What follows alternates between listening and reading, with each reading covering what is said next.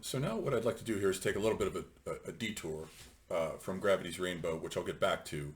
I'll continue with it parallel with this project as well, which is to say that I want to look at literature as a whole, the current literary project that I'm working on, Literature After History, where I'm examining postmodern literature and hypermodern literature, but also modernist literature, which comes immediately before it, but then also world literature, literature going all the way back to the Egyptians and the Sumerians. Both cultures wrote wonderful short stories, tales, myths, and of course one epic with the Gilgamesh epic. The Egyptians never wrote an epic that most people don't know about, actually. They're not popularized the way, say, the Sinbad stories in the Arabian Nights are very well known, or Grimm's fairy tales and so forth. They're just not that well known, and I think they should be, and they deserve to be retold to a contemporary audience so that we keep conscious of what the heritage of world literature is. Goethe was the first to have this concept of not just reading the classics, as in the Greek classics and whatever European classics there are, trying to approximate the greatness of the Greeks, but also world literature, because Goethe had read Kalidasa, the great Hindu playwright's plays, Shakuntala, and some Chinese works, I think the Lao Tzu's Tao Te Ching, and so forth. I was listening to a professor the other day. I was watching a series on him this guy talking about Greek literature and culture, and he was very good at it. But then he made this statement where he says, "Now the Iliad is unquestionably the world's greatest epic." And at this point, I thought, you haven't done your reading yet, have you? You're still just a kid here, a Eurocentric kid stuck in a Ptolemaic what Spengler would call a Ptolemaic paradigm. The Mahabharata is without question the world's greatest epic. There isn't even a runner-up for it. It's 18 volumes long, and it is packed with myths and tales and all kinds of wonderful things. The Ramayana too, which is a bit shorter. These are amazing epics, and they blow Homer out of the water. Sorry to have to break the news to this guy, but that's Eurocentrism, where very often professors get stuck in their specialties, and they think that the whole world revolves around their specialty. And I'm not interested in that at all. I'm interested in world literature, all of it, the whole fucking thing, the big picture. So that's what we're doing here. So I want to recount in this video one of the world's oldest short stories. It dates from 1800 BC. It's called The Story of the Shipwrecked Sailor. And it's the first of the genre of the so-called Robinsonades, which are the genres like Robinson Crusoe, of a guy getting stranded on an island somewhere. This is the first one as far as we know. And so it has lots and lots and lots of echoes. So this comes to us from the Egyptian 12th dynasty, which is part of their Middle Kingdom. Egyptian history is pretty easy to remember because you can round off the dates and break it down to the Old Kingdom, 3000 to 2000 BC. That's very long-lived. Then it breaks down into the first intermediate period. Then the Middle Kingdom gets up and running once everything stabilizes out of their civil wars. The Middle Kingdom gets up and running 2000 to about 1700. Technically 2040 to 1674, but those dates are academically correct, but they're harder to remember mnemonically. So I always try to round dates off, so at least you're in the ballpark. Then if you're writing about them, then you have to be specific, but you can round them off for mnemonic purposes. And then then the Hyksos come in. We get the Hyksos invasion 1700 BC, and then that is followed then by about 1500 by the New Kingdom, which then goes down to 1000, roughly 1040, and then there's a breakdown again, and we get the third intermediate period, which goes on and on and on for centuries, like 3 or 4 centuries, down to about the time of Homer. And so that third intermediate period is just Egypt's dead, done, and gone. It's in full Spenglerian disintegration, even though it technically survives as a living behemoth, a sort of fossilized museum of its own stereotypes, contemporary with the Greeks. The Saite period, 700 down to about 500. Then the Persians conquer it. Then later the Greeks conquer it with the Ptolemies there during the Hellenistic period after Alexander has gone through there. And then finally the Romans. And it's a done deal by the 4th century AD when hieroglyphic writing disappears, about 400 AD. Once and for all, that's the last of it. But so now this tale that I want to turn to, the world's oldest Robinsonade that we know of, although it is comparable to the tale of Lugalbanda.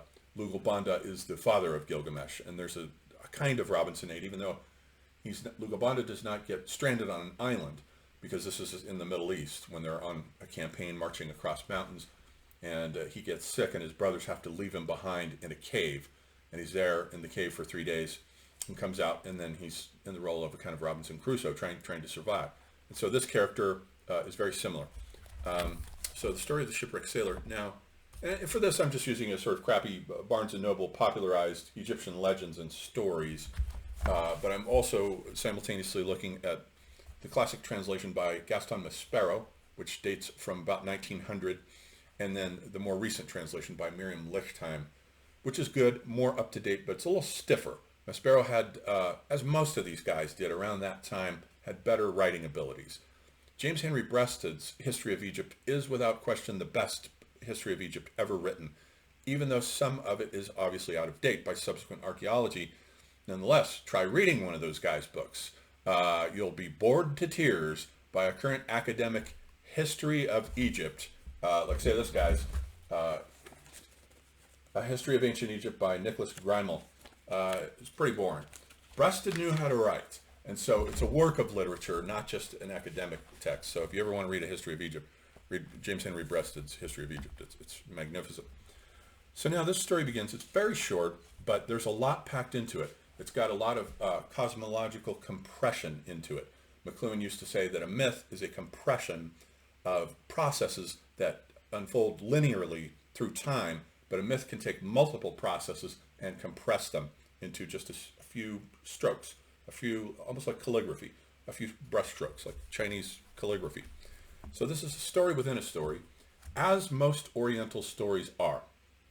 This is an Oriental characteristic, and I believe Egypt to be the sort of proto-matrix of the Asiatic Oriental cultural world. It had very strong trade relationships with India, and lots of ideas moved from Egypt into India. This is one of them, the frame story. So the frame story is that this captain has lost his ship. They're out in the Mediterranean, I suppose. It's not specific.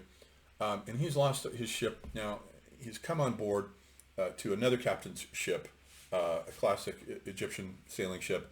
And the guy's depressed because he's lost everything, and he's worried that he has to go to the pharaoh and explain what happened. He lost an entire ship and all the goods on it.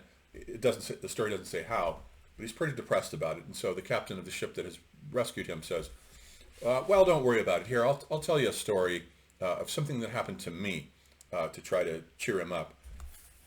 And so he tells him this story about how he himself was part of an expedition that went out, and it was on a trading expedition. It says vaguely that it was headed to some mines somewhere. So this might have been in the Red Sea, because keep in mind that this dates from 1800 BC. And right about that time, there were turquoise mines in the Sinai Peninsula that were sacred to the goddess Hathor, the great sky goddess. She's a cow goddess, probably the original mother of Horus, and then Isis later comes and takes her place. Hathor means the house of Horus. And she was associated with turquoise because it's blue. It's the color of the sky.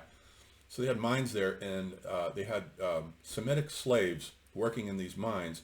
And the earliest origins of the alphabet, so far as we know, date back to these mines from about 2000 BC, scrawled by these Semitic slaves, where they're taking Egyptian hieroglyphs and turning them around. They take the image of the bull's head and turn it upside down to become the letter A, Aleph, ox, and so forth. They do that with a bunch of hieroglyphs, shorten them and compress them into a linear 22-character alphabet. So some scholars think this is the origins of it. It did come out of the Sinai. So maybe this guy was on his way to the mines in the Sinai, in which case this would take place in the Red Sea rather than the Mediterranean. And his boat sinks. There's a storm. His boat sinks, and everyone on it is killed except him, kind of like Ishmael at the end of Moby Dick. And he gets washed ashore onto this verdant green island. It's a beautiful island, glittering with abundance, lots of trees and fruits and animals, all kinds of abundance is going on this island. And so after about 3 days have gone by, the first thing he does is to light a fire. Now that innocuous little detail is extraordinarily important. Lugalbanda, Gilgamesh's father, when he is stranded, his brothers throw him in a cave almost like Joseph's brothers throw him down into a well. You can hear these echoes, echoes, echoes from these primordial stories going all the way down through civilization. And also like the Greek myth of Philoctetes, where they have to leave him behind on an island because he has an arrow wound in his foot that stinks so badly, nobody can stand it. So they do the same thing with Lugobanda, put him in the cave, and the first thing he does when the gods resurrect him from the cave, after 3 days, just like Christ, he lights a fire. So the fire then is the restarting of civilization. It's an echo of the primordial Promethean event of the human discovery of fire, which was first discovered by, as far as we know, Homo erectus about 700,000 years ago at a site in China called Choukoutien. And at Choukoutien, that's the earliest evidence for the domestication of fire that we know of, 700,000 years ago. But that's the Promethean event. That's the beginnings of a caesura marking the human separation of culture from nature. That's where it starts. And so that this character starts a fire is very significant. And he starts this fire and then offers incense to the gods. And then no sooner does he do that than he looks up and he sees something moving through the trees, like out of King Kong or one of the Jurassic Park movies, where you see the trees moving and there's something very large headed your way. And it turns out to be a gigantic snake, an enormous dinosaur-sized snake that slithers his way. It's gold-colored, of course, and it can talk, and it asks him to account for himself. The snake tells him, so what are you doing here on my island, and you better tell me or I'll reduce you to ashes, which is a weird echo of him starting the fire with the threat of burning him with like a fire-breathing dragon. And the Egyptians were the first, as far as I know, to have the idea of snakes that can breathe fire. All their iconography is loaded with snakes that are fire-breathing, fire snakes as they're called, and they light the way for the gods. And so he tells them what happened. I was on my way to these mines, and we had an expedition there, and then a storm came up, sank the boat, and so that's why I'm here. And then this mollifies the snake, and he calms down a bit, and he says, "Oh, I see. So you're in this misfortunate situation. Well, this island is a place of abundance, and I've been living here with my 75 brothers and sister snakes. So these are like Nagas in Indian, Hindu mythology, the serpents that are in the underworld." And he says, "This is the island of the Ka." And so note that. So this is the island of the Ka. The Ka is one of the Egyptian words for the soul. They have a polytheism of souls. There is not one soul for the Egyptians. They have a polytheism of gods and a polytheism of souls. The Ka, the Ba, the Ren, the Kaibit, the Kat, and so forth. There's a bunch of them. But the island of the Ka means that he's gone down into the underworld. So this is a night sea journey of a solar hero who has gone down into the underworld, this captain of a ship who encounters this beneficent serpent, which is undoubtedly a popularization of the Egyptian myth of the sun god Re, who is the captain of his boat, a barge that sails down beneath the earth every night and travels on through the underworld to then do battle with the Apophis serpent there, which he has to fight every night. There it's a battle that he emerges victorious over. Here the guy doesn't have to fight the snake. The snake turns out to be a symbol of abundance. And so he tells him, "Yeah, I've been here on this island. There was this interesting magical event where a meteorite crashed into the island, and it crashed." This is the snake talking. "And it crashed, and out came a girl.